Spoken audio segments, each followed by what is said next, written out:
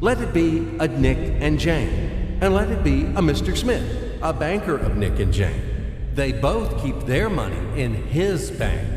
That's why we use the title Mr. Smith with respect.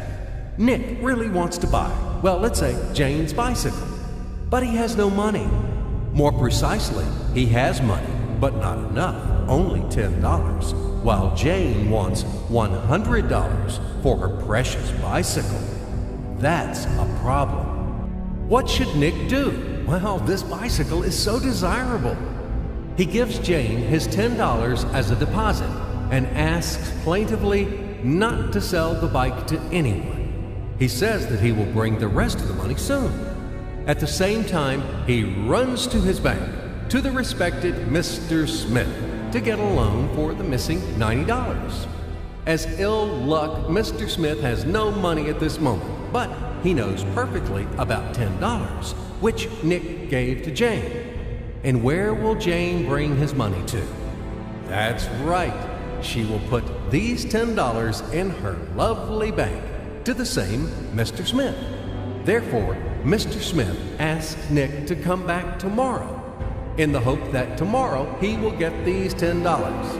And everything happens this way. The next day, Jane brings $10 to the bank. The bank provides Nick these $10 on credit. Nick immediately gives them to Jane. She again puts them in a bank. The bank again provides Nick these $10 on credit, etc. As long as Nick the fool will gather enough money for the bicycle. Don't you get confused yet? Be patient, I told you. These demons have been trying to confuse you during 1,000 years. These damn economists and financiers. But anyway, we will figure everything out.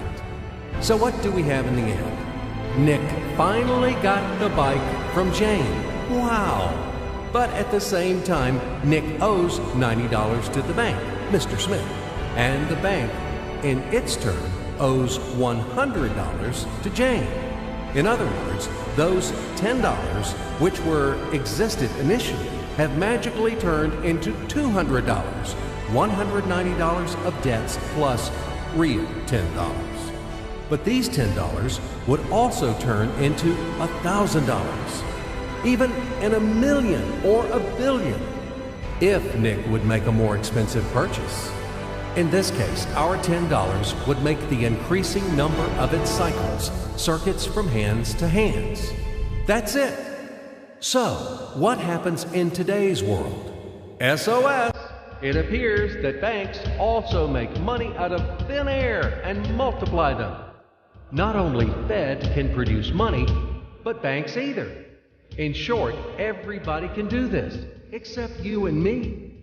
We are not in the business at this celebration of life. I would like to print or draw some money as well.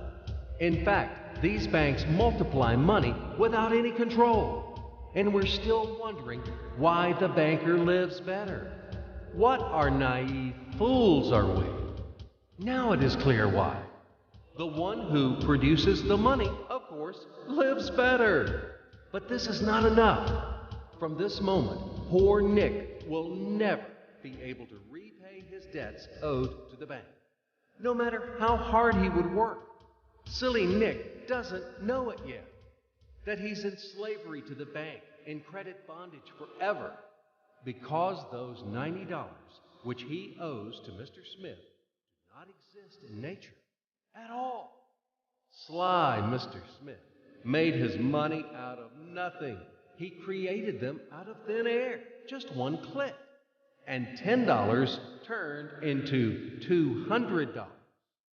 Yes, but you can object